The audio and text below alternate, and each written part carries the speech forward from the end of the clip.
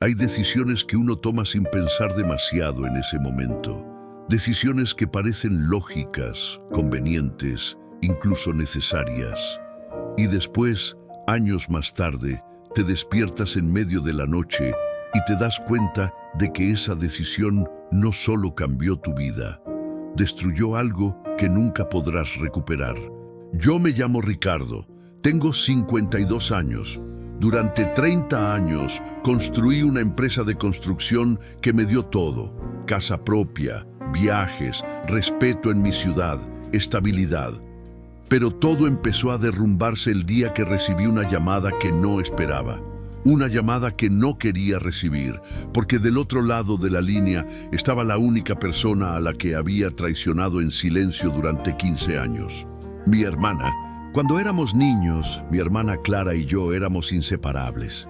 Ella era 3 años menor que yo, pero siempre fue la más valiente, la que saltaba primero al río, la que defendía a los más chicos en la escuela, la que se quedaba despierta conmigo cuando yo tenía miedo de la oscuridad. Nuestra infancia no fue fácil. Mi padre trabajaba en una fábrica y mi madre limpiaba casas. No nos sobraba nada, pero tampoco nos faltaba lo esencial: comida, techo y el cariño de 2 padres que hacían lo imposible por darnos lo que ellos nunca tuvieron. Pero la vida tiene formas extrañas de ponerte a prueba.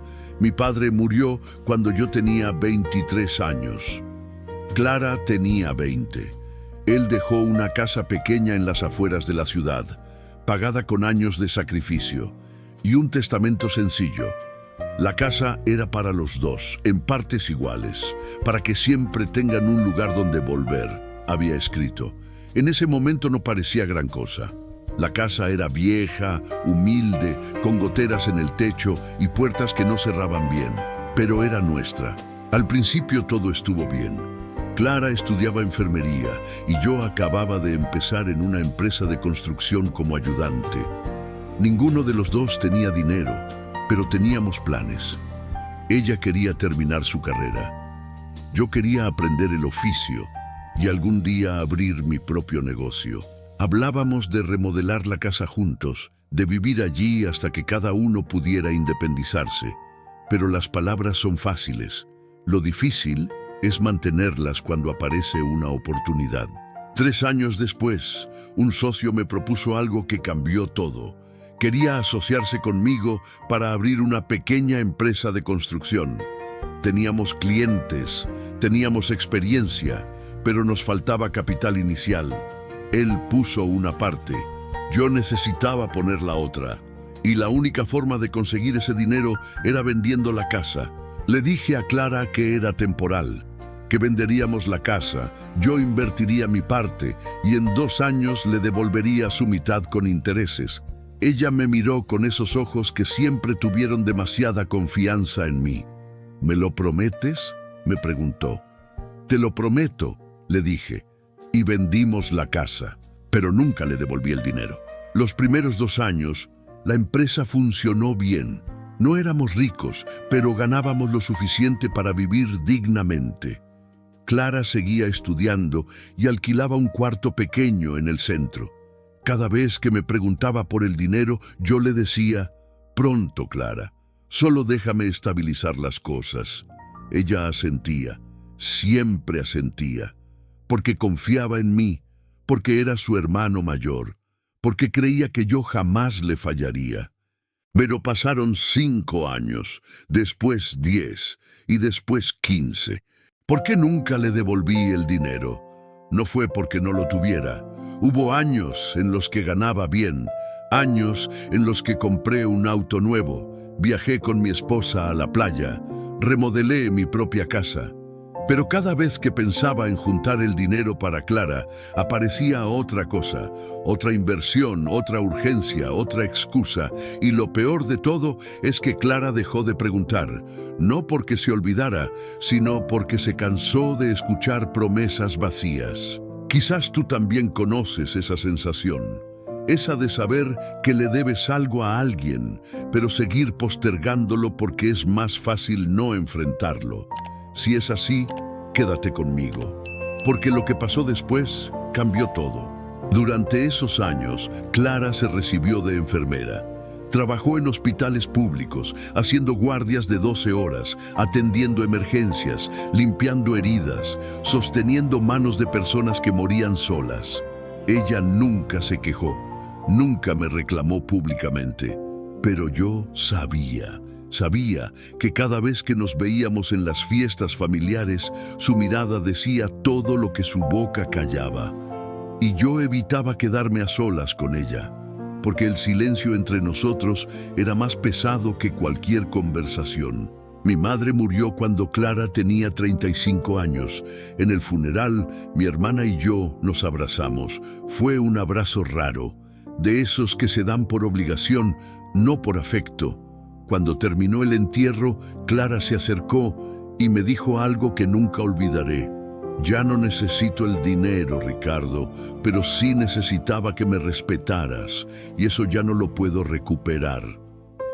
Se dio vuelta y se fue. No hubo gritos, no hubo lágrimas, solo esa frase clavada como una astilla en el pecho. Pasaron otros 5 años sin que habláramos. Yo seguía trabajando. Mi empresa creció. Contraté a más personas, gané licitaciones importantes, pero había algo que no funcionaba bien. Mi matrimonio empezó a resquebrajarse.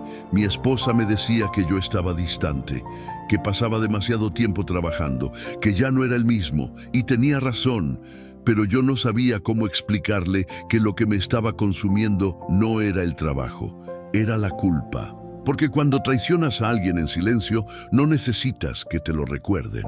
Tú mismo te encargas de recordártelo cada día. Y entonces llegó esa llamada. Era un número que no conocía. Atendí sin pensar. Del otro lado, una voz de mujer me dijo: ¿Es usted Ricardo, el hermano de Clara? Sentí que el suelo se movía. Sí, respondí. Necesito que venga al Hospital San Martín. Su hermana está internada. Es grave. No recuerdo cómo llegué al hospital. Solo recuerdo que manejé en piloto automático, con las manos temblando en el volante, pensando en 1000 cosas a la vez y en nada al mismo tiempo. Cuando llegué, una doctora me recibió en el pasillo. Su hermana tiene cáncer de páncreas en estado avanzado, me dijo. Llevamos 2 meses tratándola, pero no respondió al tratamiento. Le quedan pocas semanas. Sentí que algo dentro de mí se rompía. ¿2 meses? Pregunté. ¿Por qué nadie me avisó antes? La doctora me miró con una mezcla de sorpresa y compasión.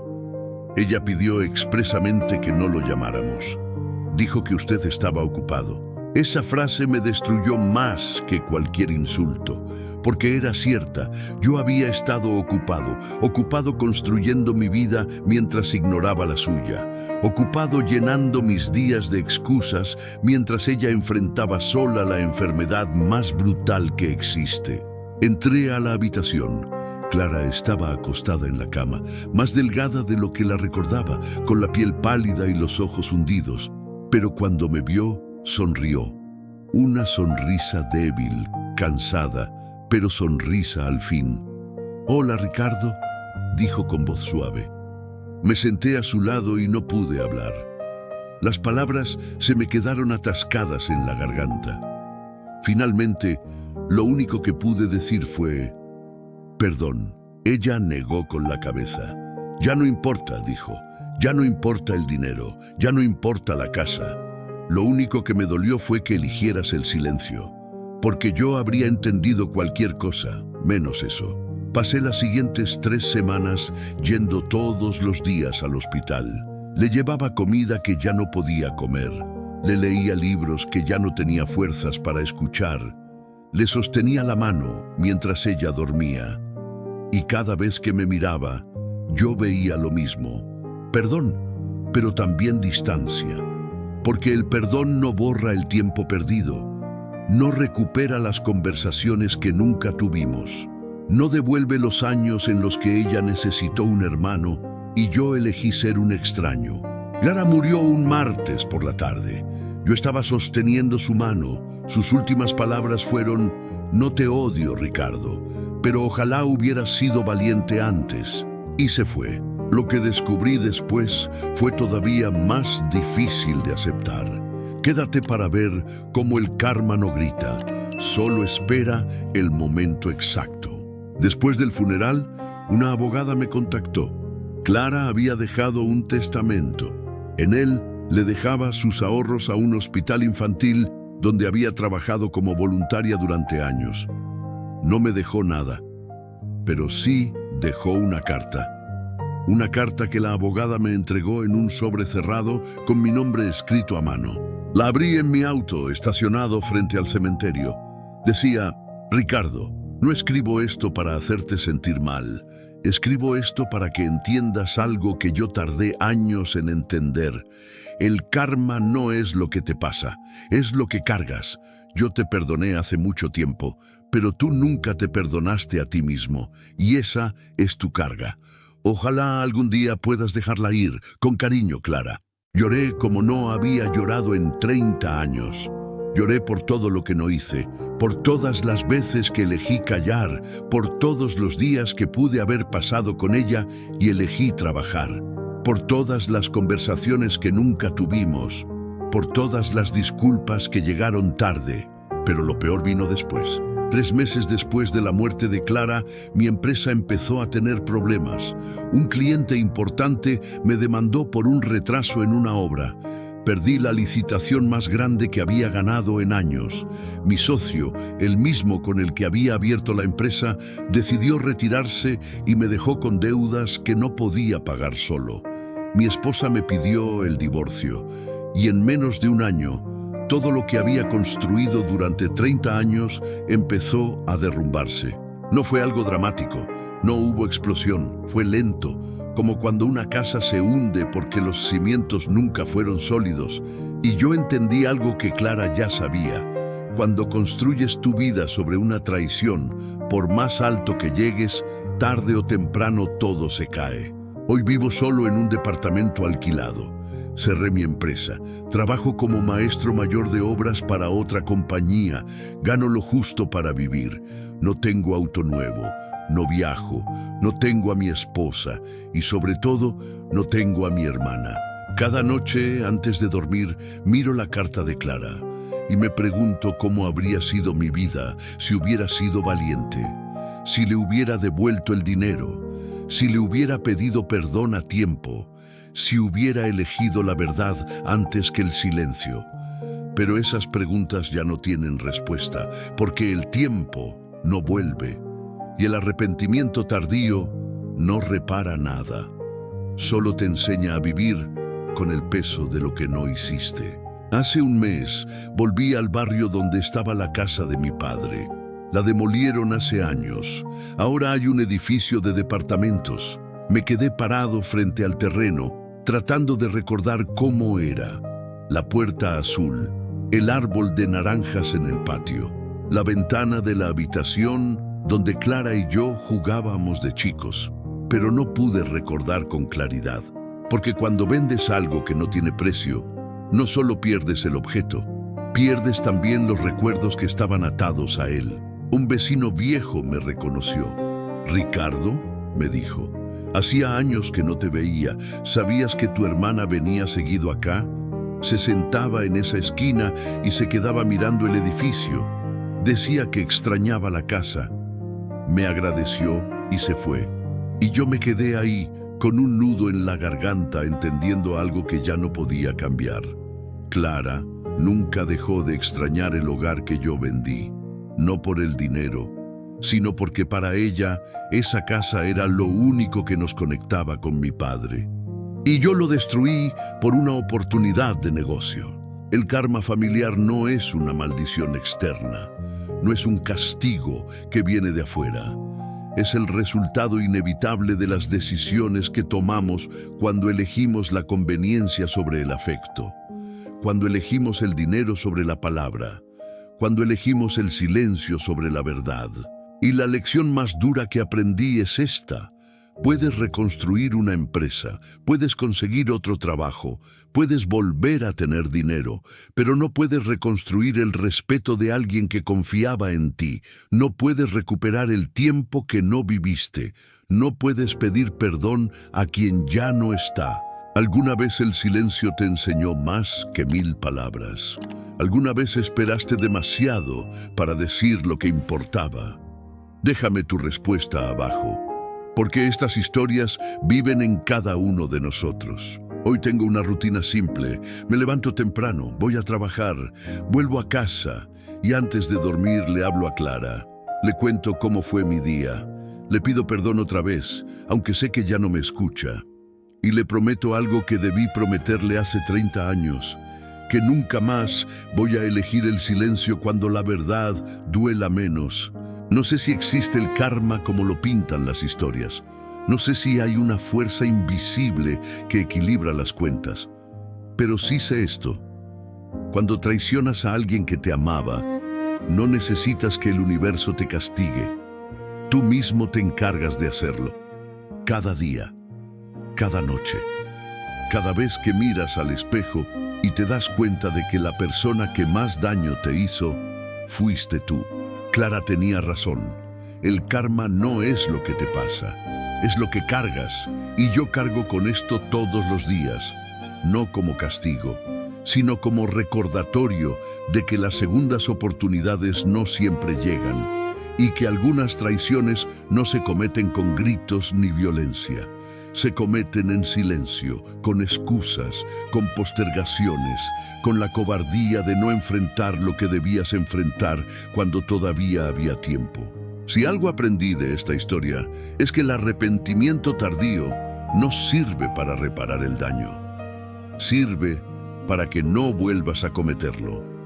Para que la próxima vez que tengas que elegir entre la verdad y el silencio, elijas la verdad. Aunque duela, aunque sea incómoda, aunque te cueste algo. Porque al final, lo que más duele no es lo que hiciste, es lo que no hiciste cuando todavía podías. Hoy visito la tumba de Clara una vez al mes. Le llevo flores blancas que eran sus favoritas. Me siento en el pasto y le hablo. Le cuento que cerré la empresa, que me divorcié, que perdí todo lo que creía importante y que recién ahora entiendo que lo único que era realmente importante estaba frente a mí todo el tiempo, esperando que yo fuera lo suficientemente valiente para verlo. Pero llegué tarde, y esa es la historia. No tiene final feliz, no tiene redención completa, no tiene ese momento en el que todo se arregla. Porque la vida real no funciona así. A veces llegas tarde, a veces el perdón llega, pero el tiempo no vuelve. A veces entiendes todo cuando ya no puedes hacer nada. Y lo único que te queda es aprender, cargar con eso y asegurarte de que la próxima vez que tengas la oportunidad de elegir, elijas bien. Porque las oportunidades no siempre vuelven y las personas que te aman no siempre esperan para siempre. Clara me enseñó eso, no con palabras, con su ausencia, con su silencio, con la lección más dura que alguien puede darte, que el amor no se mide en lo que dices, sino en lo que haces. Y yo hablé mucho, prometí mucho, pero hice poco, demasiado tarde. A veces el silencio no protege a nadie, solo retrasa el momento en que todo se rompe, y cuando finalmente se rompe, ya no hay forma de arreglarlo. Solo queda aprender a vivir con los pedazos.